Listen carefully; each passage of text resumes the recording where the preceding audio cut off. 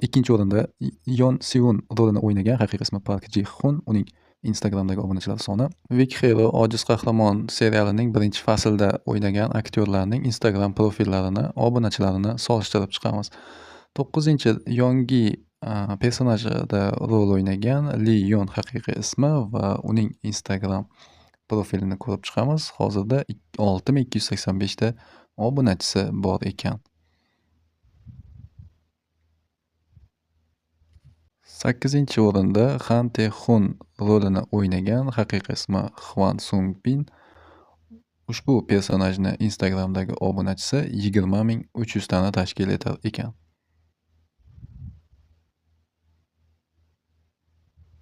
7-chi o'rinda Lee Jong-chan rolini o'ynagan, haqiqiy ismi Yon Jung-hun. Ushbu aktyorning Instagram profilida 84.600 ta obunachisi bor ekan.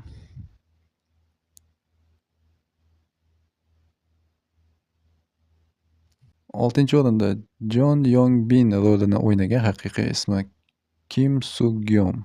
Buning Instagram'dagi profilida obunachilari 797 ming obunachisi bor ekan. 5-chi o'rinda Bom Sok rolini o'ynagan, haqiqiy ismi Hong Kyung va uning Instagram'dagi obunachilari 1 million obunachisi bor ekan.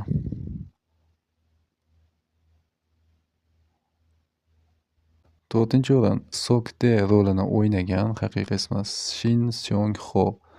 Uning Instagram profilidagi obunachilari 1,5 million obunachisi bor ekan.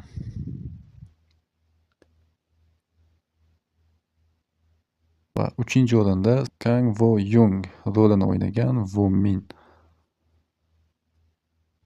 Uning Instagramida 1,6 million obunachisi bor ekan.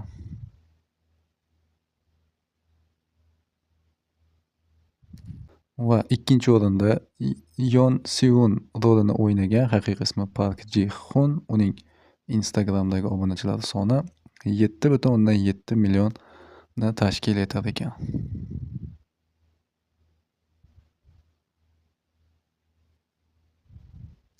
Va ko'pchilik o'zi taxmin qilib bo'lgan bo'lsa kerak, birinchi o'rinda An Suho rolini o'ynagan, haqiqiy ismi Choi Hyun Wook va uning Instagram'dagi obunachilari soni 8,9 millionni tashkil etar ekan.